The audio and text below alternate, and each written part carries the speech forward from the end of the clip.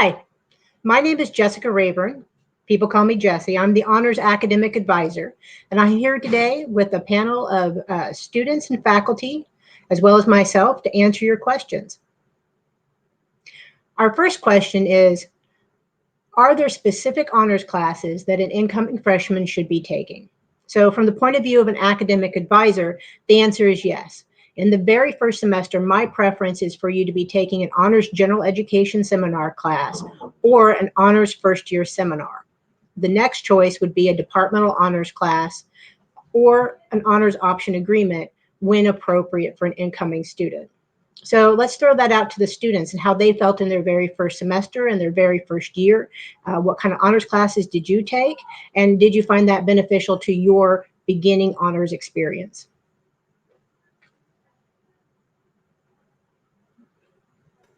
So I'll go ahead. So my first semester took a course called Honors Creative Discovery with Professor Bernsdorf.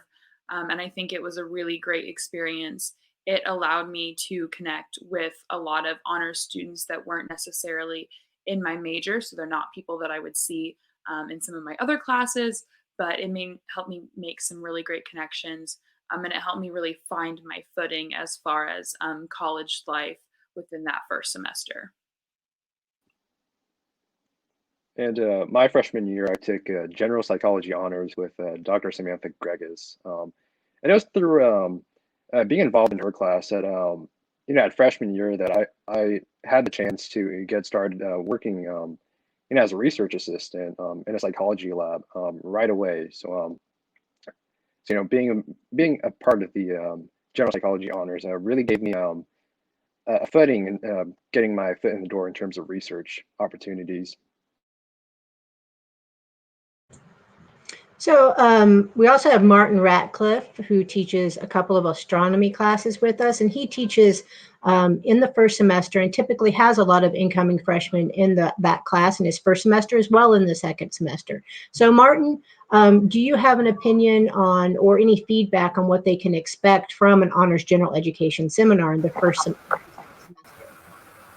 Well, I can speak to my own general seminars that I do to focus on astronomy and the Big Bang and black holes and lots of really interesting things that go on above our heads. And I find a lot of students from either freshman or sophomore really, I encourage them to get engaged in the honors class. And I think it's one of those experiences in the honors program where you're not really focused on your major, but you can kind of relax a little bit in a seminar type environment and ask questions of your tutor and really engage with some of the other class in the group. And the smaller class size, I think in general, mine is usually 12 to 15, really enables students to get to know one another in a smaller environment. And I think I certainly try and make it feel like home for the students, and I think the students find settling in is, a really good experience for them. Thank you very much. So the next question is for advising. Am I able to meet with my honors general education, my honors academic advisor during the fall, even if the university shuts down due to coronavirus? And the answer is absolutely yes. So throughout this time, I've been meeting with students, and advisors across the university have been meeting with students. We've utilized different platforms, phone, Teams, Microsoft Teams, which you'll learn a lot about in your first semester here, as well as Zoom, which you're probably more used to. I personally am a big fan of Zoom and have been using that for my remote appointments, but I'll also be meeting with students in person on Tuesdays and Fridays. On Tuesdays and Fridays, I will still be available for remote appointments utilizing Zoom. So it's very important to me to stay connected to students. I have a strong preference for email because I'm a visual person and I have trouble with auditory information. We all learn about ourselves as we go through school. That's just one of my preferences. It also allows me to answer your questions as you develop and be able to look you up in the system and find very detailed information for you about your specific classes and your transcript. So I'm very open to meeting with students in person, remotely, and staying in contact through email throughout the day. Thank you. So we're going to transition next to a student experience question. Can Nock and Ella talk about what it is like to be an honor student? What is that honor student experience?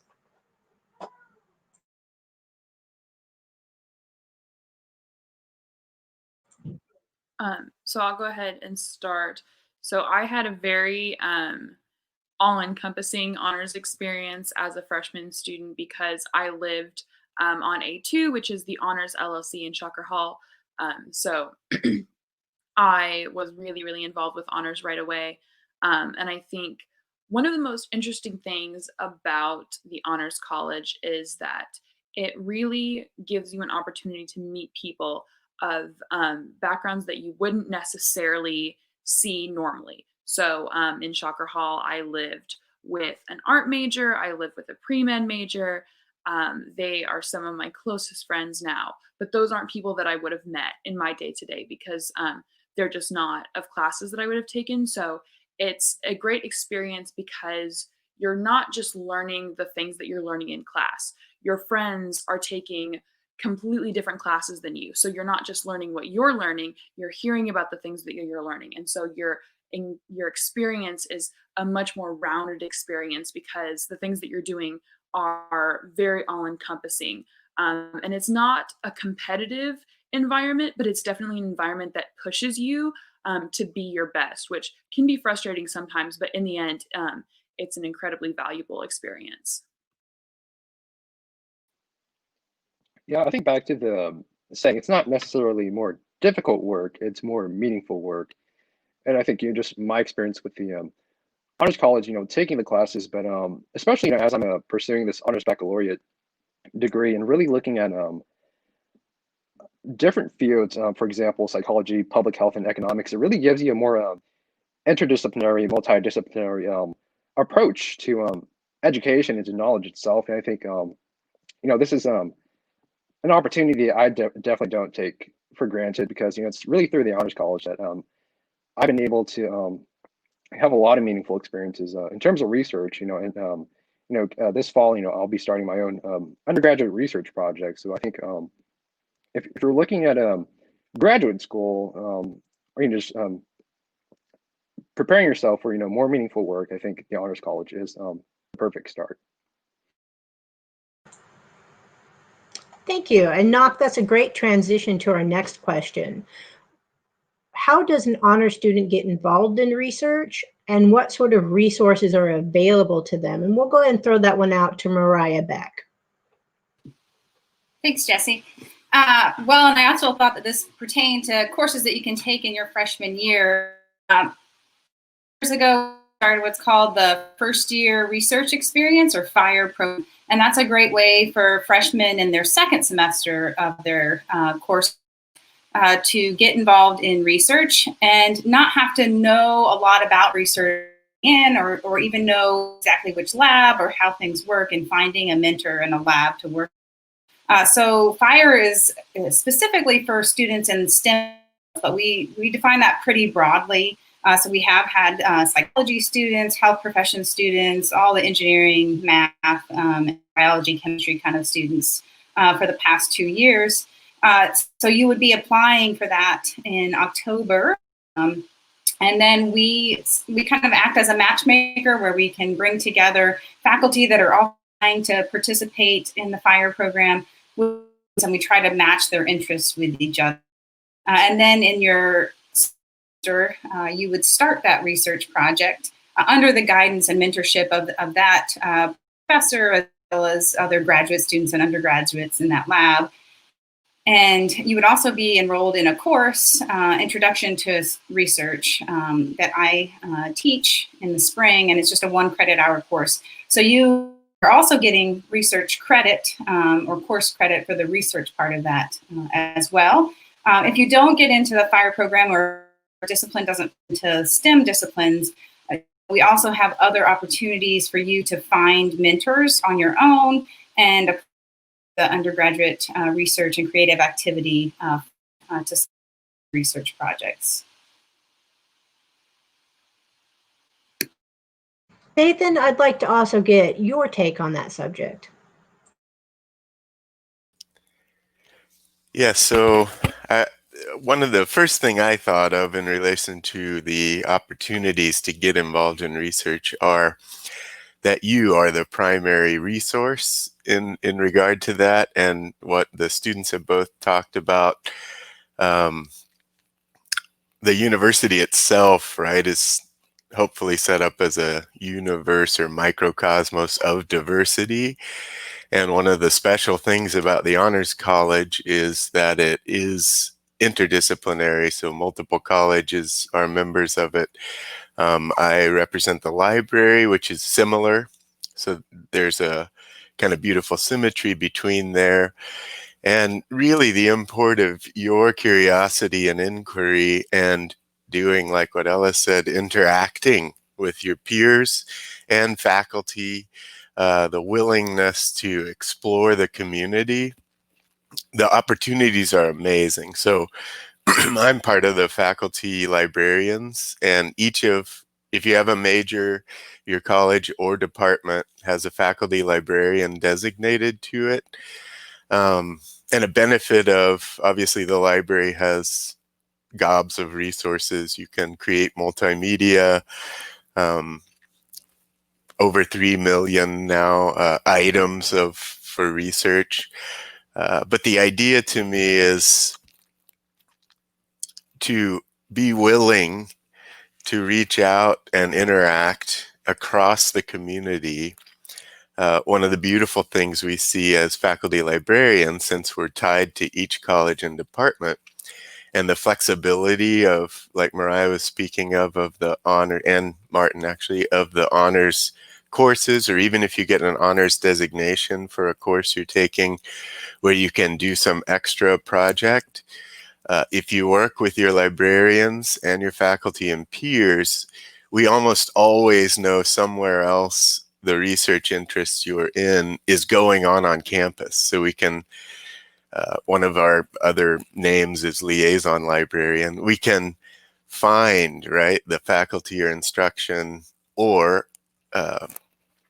research project going on maybe over here, not in the class you're taking, and put those things together with you. So please feel free at all times to reach out to the library. And if you're struggling with, like, I want to do this, but this isn't actually part of the assignments, we can almost always find ways for that to work in. The other thing I was thinking about were, if you do work of interaction, there's all kinds of research projects going on that you can be a participant in. And sometimes it's really cool to participate in another research study going on in the psych department or health professions or any, and see it from both angles instead of always from the researcher angle, but also what it's like for the subjects of the research. And the more you interact and communicate with your peers and faculty, the more you'll know that that stuff is happening all the time, and there are so many opportunities.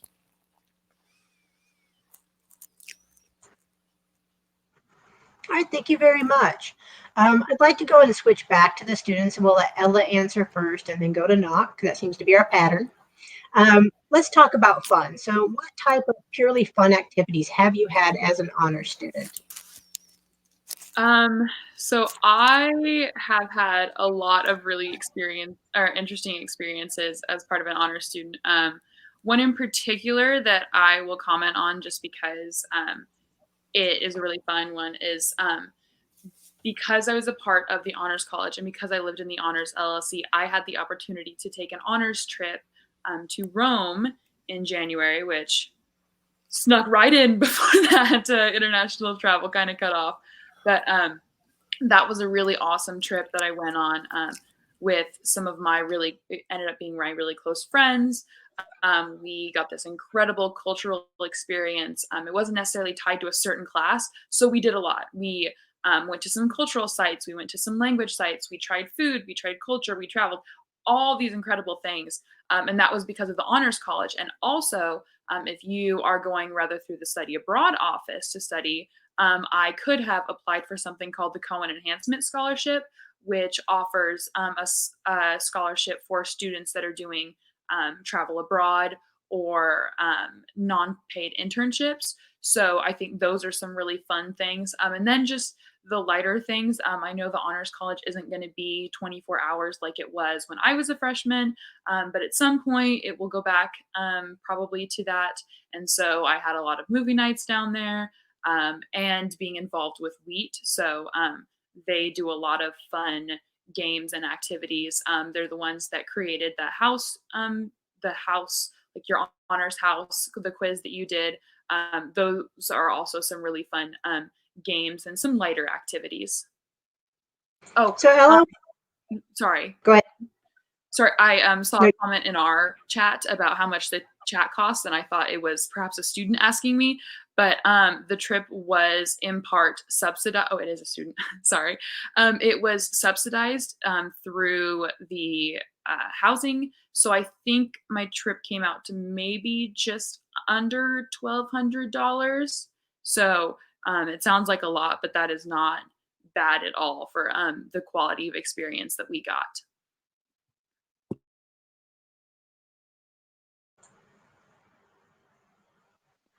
I'll definitely echo what Ella said, but for my answer, I'll really focus specifically on the Cohen Enhancement Scholarship. So besides study abroad and unpaid internships, there's also, of course, research and also applied learning experiences in general. But in my case, I used the Cohen Enhancement Scholarship to attend the National Leadership Forum, which was a forum that took place in DC, focused on substance use prevention and mental health advocacy. And so, it was through this, I got to attend various sessions, from the leading experts, and also to really engage in meaningful conversations with leaders, advocates, activists from other communities and see what best practices look like to ensure mental health equity, to ensure substance use prevention, and also, I just got the chance to explore DC in general, really immerse myself, in the culture and the historical aspects there. But probably my highlight was, getting the chance to speak with the staff of the United States Senators, Jerry Moran and Pat Roberts, to really advocate for different causes, different issues. But yeah, I can tell you that that trip was paid for mostly through the Honors College. And so, that opportunity really opened the doors to a lot of different responsibilities in the community which I serve in to this day.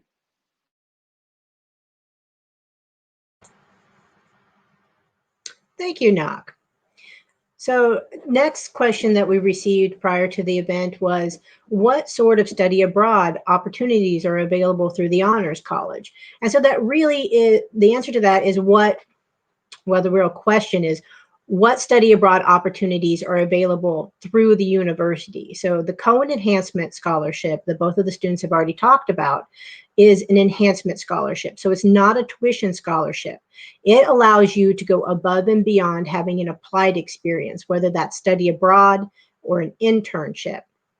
So on the internships, one of the nice things about that is that it is specific to an unpaid internship or in a public or nonprofit area, which allows you to go out and get an opportunity in a very specific area where they can't afford to pay you. So the college can pay you to go and work in a nonprofit that is struggling financially, and you're able to bring your skills to bear and have an excellent experience while you're also helping people. Or to go and work in the criminal justice system where they typically don't have extra dollars to place you with a lawyer doing an internship program, or go in and work at the Storytime Villa that is just south of the campus where they're working on literacy in the community. So I think that internship piece is very powerful. Now, the university offers multiple opportunities for study abroad. You can go for a week, you can go for 2 weeks, you can go for a summer semester, fall or spring, or you can go for an entire year. So some of the ones that are connected to courses would be called travel seminars. So you could do a travel seminar to Italy or a travel seminar to Central Europe, where you're exploring these countries and looking at it from an academic point of view and studying while you're on the ground there. You can also go and do something like the Po France program, which tends to be business students who are going and getting hands-on experience working in an industry and doing like market analysis. How would you do a marketing project for this business that business then goes in and actually uses? One example was they went to a winery, and so they analyzed the labels and came up with examples for that. A lot of our students go to places where we have these very strong pre-existing programs with, where they're able to pay Wichita State tuition and go for a semester or two. So the co-enhancement scholarship can pay for your housing, it can pay for your plane ticket there, and then your typical financial aid package pays for your tuition just like it would if you were here anyway. So you can go around the world with Wichita State. There are other programs that Ann Berger and the Study Abroad program works with, where you might be paying more than you would pay at Wichita State. And she can help navigate you through that entire process. She's been at the university for a long time. She's a passionate international traveler herself. She knows the ins and outs of it. So I would encourage any student who's interested in it to attend a Study Abroad fair, go talk to Ann Berger, come in and talk to me about the co-enhancement process and what that application looks like. The world is really at your fingertips through Wichita State. And I think that's a little bit more true for honor students because you have that additional resource that you can tap into. So next, I'd like to talk a little bit with Martin Ratcliffe about his special project that he's been working on, which is another example of how you can expand outside of the university. If we have audio, Martin, I don't think anybody can hear you. Okay, Martin, I think we're still, oh, are you muted? No, I think we just don't have audio for Martin. So I can do a very butchered job on talking about his project, having talked with him a couple of times about it. So he was reached out to by a professor in Australia and a professor, I believe it was in Montana, who are also astronomy professors. And they wanted to do a research project teaching students how to begin doing research in that area. And so they started analyzing the light coming from stars. And it's a project that he hopes to continue with a little bit of a revamp. So he's continuously thinking about how to work with students and how to expose them more to the universe in which we live in. So I think that's a very exciting opportunity. And I think you can reach out to him. You can reach out to me and I can put you into contact with him. And then I'm sure that he will be talking about it in the class that he's teaching this fall. So I think we ran through our questions really fast and we have about 7 minutes left. So I highly encourage students and family to put their questions in the chat. We'd love to answer any question at all. While we're waiting on that, I'm going to throw it open to the entire panel to talk about your experiences in honors. For faculty people, how did you become connected in honors? Were you an honor student yourself? And for the students to come back to us with any thoughts that they have from the previous questions that they already answered.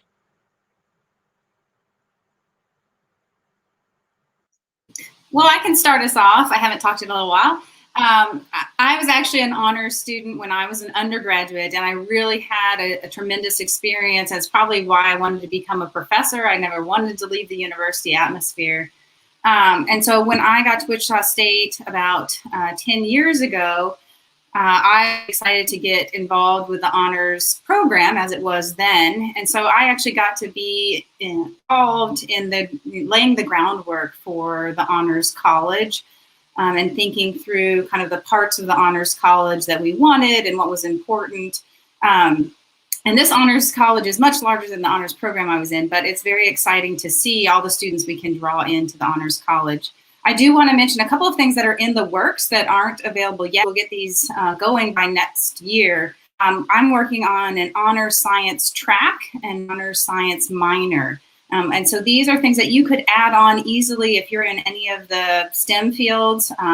where we're going to offer special honors lab sessions.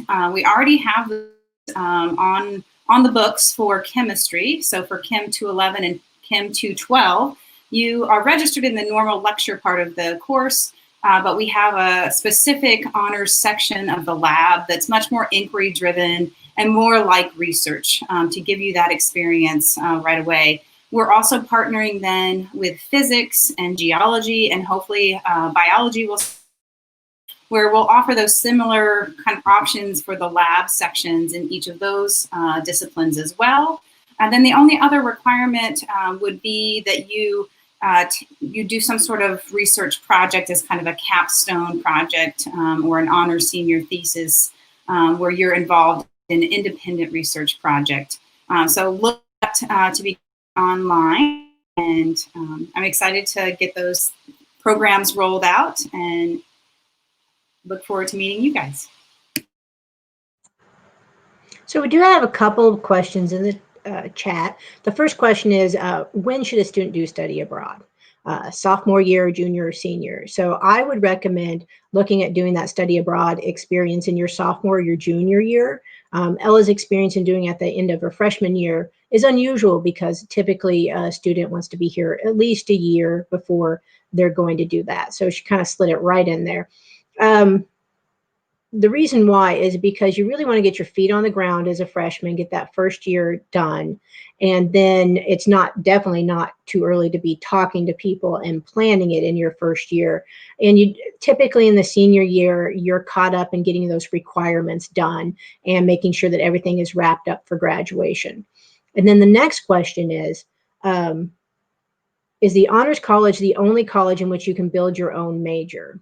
So a little bit of yes and a little small no. You can do a general studies degree through liberal arts and sciences, but it doesn't have as much structure, and I think lacks a little bit of the creativity of an honors baccalaureate degree where you're bringing in those 2 subjects together or 3 or 4 subjects together that are interdisciplinary across college. And then you don't have the thesis. That thesis is really that culminating event for an honors baccalaureate student. And then I don't think there's anything wrong with saying that an honors baccalaureate, I think, is going to look more impressive on your resume than a general studies degree. I would never discourage somebody from getting one of those. I have a social work undergraduate degree, and in retrospect, I do honestly wish I had done a general studies degree because it would have allowed me to focus on more of what I was interested in. Not that I regret my social work degree. Then Study Abroad Office recommends, somebody was just answering for me. But I'd like to throw that question back to Nock because he is an honors baccalaureate student. So he can talk a little bit more about that degree and what drew him to it. Jesse, could you repeat that last part? It kind of lagged a bit on my Sure. end. What drew you to the honors baccalaureate, and why do you think that's a good degree? I think for starters, I'm trying to think how much I should backtrack here, but for the sake of time, at a young age, I was really interested in really addressing issues on a systemic level and really looking at things from a holistic lens. And so, when it came to WSU, I kind of realized that even though I was interested in becoming a clinical psychologist, I knew that I was more, I had a strong interest in I had a really strong interest and passion, and not just trying to help support people on an individual level, but really supporting people through advocating for policy changes. And so, in clinical psychology, there are a lot of health disparities in terms of mental health treatment, and so, a lot of that has to do with public health, social determinants of health, and the other aspect of that also has to do with financial conditions. So naturally, that also led me to develop an interest for public health and economics in addition to psychology. But I think what drew me to the honors baccalaureate was I could really combine and integrate my different interests into into a single project. And I think that alone, not even considering like the research opportunities or the community opportunities, I think that really drove me to pursue this honors baccalaureate degree. I hope that answered your question. Perfectly. I think it's 10:30. Are we ready to switch to the official ceremony? Well, while I'm waiting on that answer, yes, it is time to switch to the final ceremony. It has been lovely to get a chat with you. My name is Jessica Raburn. Please email me if there's any questions that you thought of later on or didn't have a chance to put in the chat. I'd love to talk to you anytime. Thank you.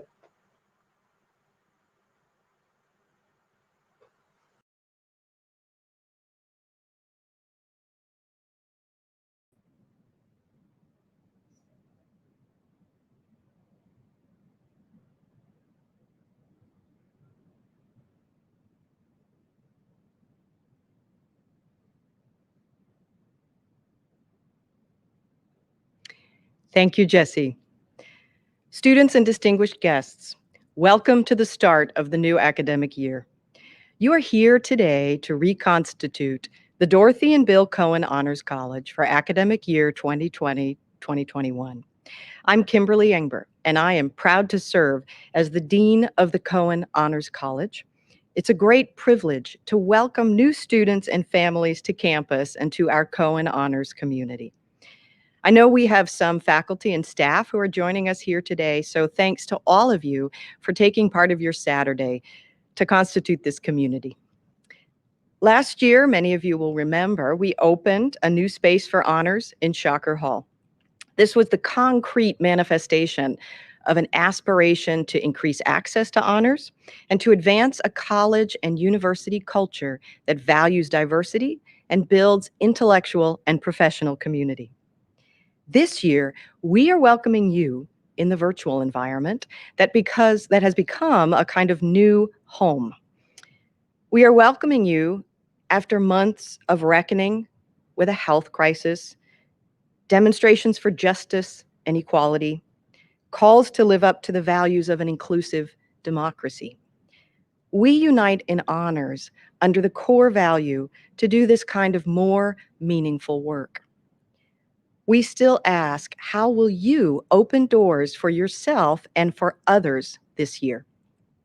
In the next few minutes, you'll learn a little bit more about the values and the history of honors at Wichita State. You represent the future. And we are welcoming you here today from Palmer, Alaska, from Greenwood, Arkansas, from Bakersfield, California, from Daytona Beach, Florida, from Lake in the Hills, Illinois, Teutopolis, Illinois, Charleston, Illinois, Terre Haute, Indiana, many places in Kansas, including Great Bend and Wichita and Halstead and Hested and Overland Park. We are welcoming students from St. Louis, Missouri, from Liberty, Grandview, Raymore, and Peculiar, from Omaha, Nebraska, from Rockbridge, Ohio, from Bethany, Oklahoma, from Garber, Oklahoma, from Cypress, Texas, Magnolia, Texas, and Flower Mound, Texas. I wanted to give you just a small idea of the large and diverse group of students that you will be joining. We look forward to meeting you all soon. We'll start next with a message from honors faculty. Please welcome Dr. Chelsea Reger-Marquette, Assistant Teaching Professor and Director of the Honors Lead for Tomorrow Leadership Academy.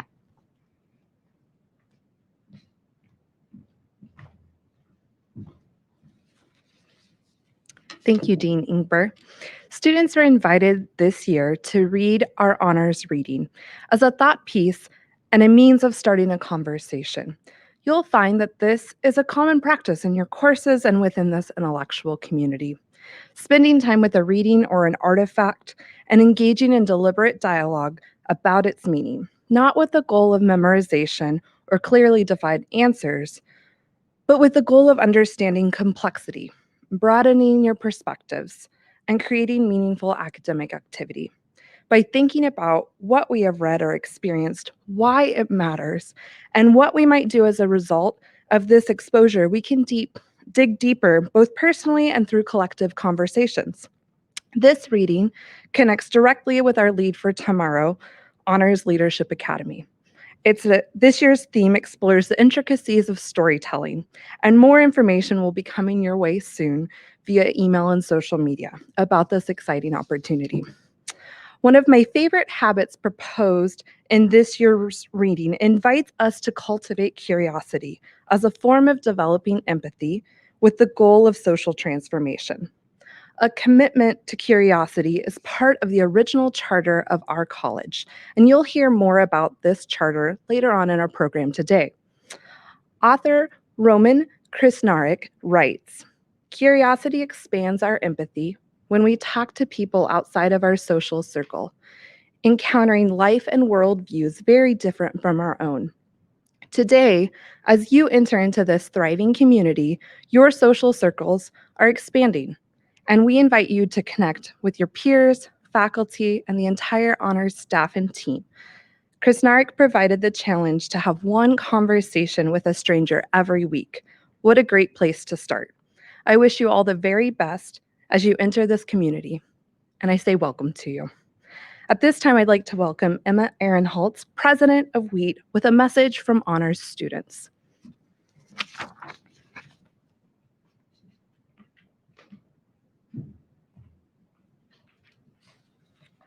Hello, everyone. My name is Emma Ehrenholtz, and I am the president of WHEAT, the Wichita Honors Events and Activities team. Today, I wanted to take a chance to introduce you to the Cohen Honors College. For me, honors is more than just a way to take challenging classes. It's about opportunities.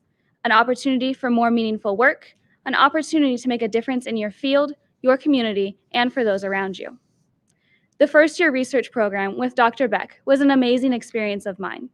I was paired with a mentor, Dr. Smith, and worked in his lab to learn more about aerospace engineering. Each day in the lab was filled with learning software, analysis of materials, and cute 3D printed samples. Honors gave me a chance to create something new for my field, and it truly felt like more meaningful work. As a part of the Honors College, you will be presented with many experiences like these. I encourage you to find something you are interested in and go for it. As I'm sure many of you know, there are various class pathways you can take with honors. There's the Emory-Lindquist Honors Track, the Law and Public Policy Track, and the Leadership Track.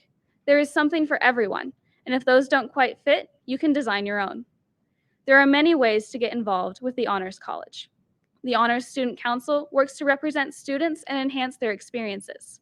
WHEAT creates events and volunteer opportunities, and the ambassadors are a group who work to educate and advocate for the college and its students. The Honors College is also about community. Through my classes, involvement, and the Honors LLC, I have found an amazing group of friends here on campus. We study, play games, and most recently try to teach each other how to bowl. We created the Honors Houses as one way to recognize and celebrate the diversity within the honors community. We want to support each other in honors, and let's be honest, we're a bit competitive too. Whenever you attend an honors event, you earn points for your house, and we cannot wait to see you there. This year, we are also reintroducing the Honors Hours. These events will occur frequently throughout the year and are a great way to meet others, learn about the Honors College, and discuss interesting topics. I'll be sending everyone an email next week with my contact information. Please feel free to reach out to me with more questions or how to get involved on campus. Welcome to the Cohen Honors College.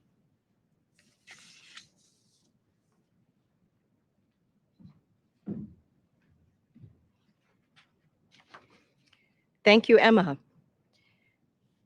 I now invite you all to learn a little bit more about the history that you are becoming a part of and to constitute the Dorothy and Bill Cohen Honors College for academic year 2020-21 with its new student members. I keep using this word constitute and reconstitute, and I mean that very seriously. We believe that the college restarts every year with the energy of its new members. And when I say that you are the future, I also mean that we are very excited to be part of the future that you are creating. But a little bit about the past. In 1957, one of the first honors programs in the country was created at Wichita State University. At the time, it was the Municipal University of Wichita. It gave a small group of students the opportunity to take honors courses and complete a thesis in their major. And in 1978, that small but still thriving honors program was named after Emory K. Lindquist. Lindquist was a Rhodes Scholar. He was the 8th university president, and he was the first president of Wichita State University. Dr. Lindquist crossed disciplines. He served as a university professor, and his spirit guided honors program students and faculty to follow in the footsteps of the 19th century Emersonian American scholar. Emerson talks about the value of thinking, of improving oneself, and in the process, improving the lives of others. And this is what Lindquist urged students and faculty to do in the speech that he gave in 1964 called The Idea of the University. It was delivered on the day this Municipal University of Wichita became Wichita State University. In 2014, the faculty and students of Wichita State created an honors college, and they imagined how students, faculty, and staff would work together to have a positive impact on campus, in Wichita, and in the world. In 2015, this college was named in recognition of Dorothy and Bill Cohen. Their generosity supports scholarships, which you learned a little bit about if you joined the question and answer session, and faculty fellowships. They believe in what they call joining knowledge and innovation to grow visionaries. That's you, the students that they imagine. And in education as crucial for a strong community and a strong democracy.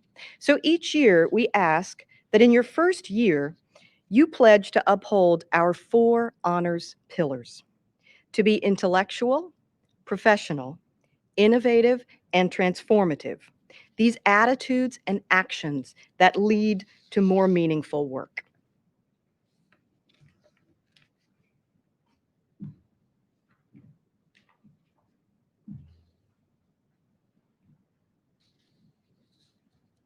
Will all audience members please join me in reading the preamble to our college charter?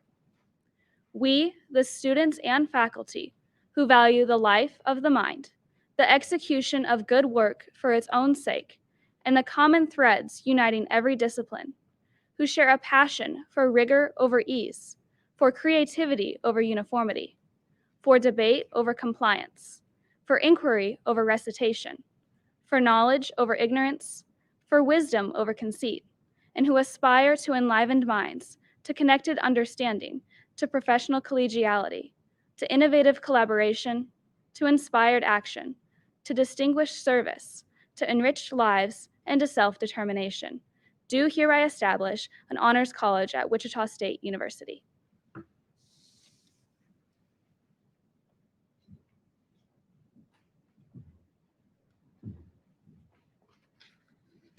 The Honors College shall dedicate itself to the following pursuits. Audience, please read with me.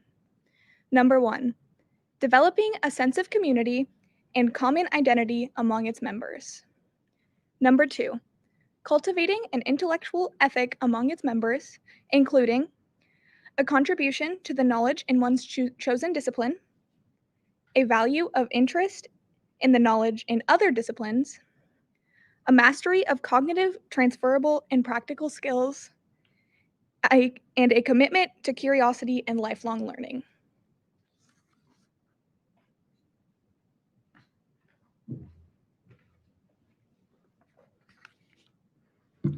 Please read with me.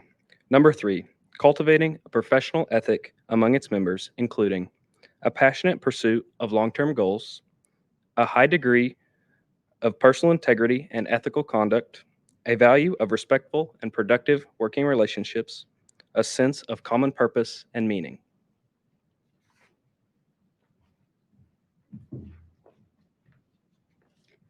Please read with me. Number 4, cultivating an innovative ethic among its members, including a creative approach to solving problems, a capacity for identifying unaddressed challenges and needs, a willingness to accept risk and ambiguity in proposing solutions, a faculty with borrowing from several disciplines and identifying solutions between them to find interdisciplinary solutions.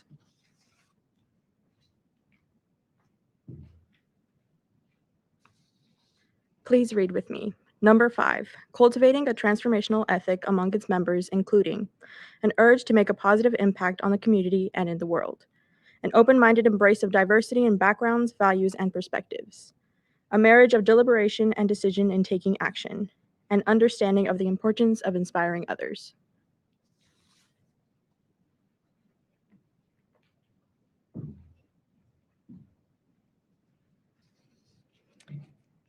Congratulations, students and families who are joining us here today. And thanks to our student leaders who read to you the words that were originally written by students to constitute the first Honors College. I've forgotten to remove my mask. It's become so normal.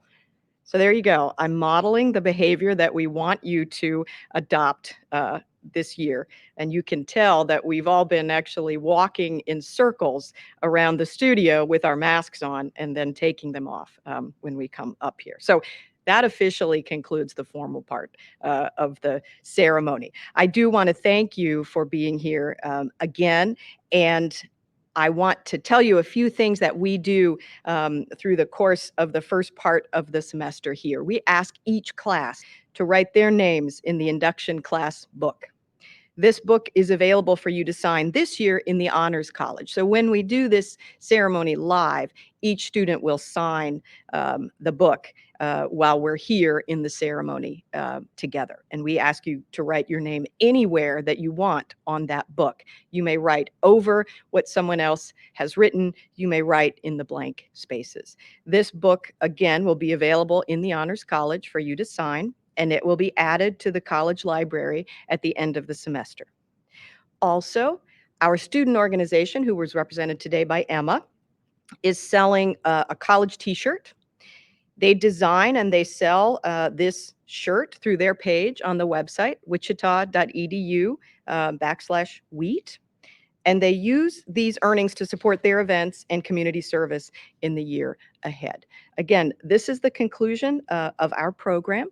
And if you were not able to visit the Honors College during the new student kickoff days, again, we invite you to stop by, take a look at the area for students in Shocker Hall, and sign the induction class book. Students, we look forward to seeing you all soon. Thank you.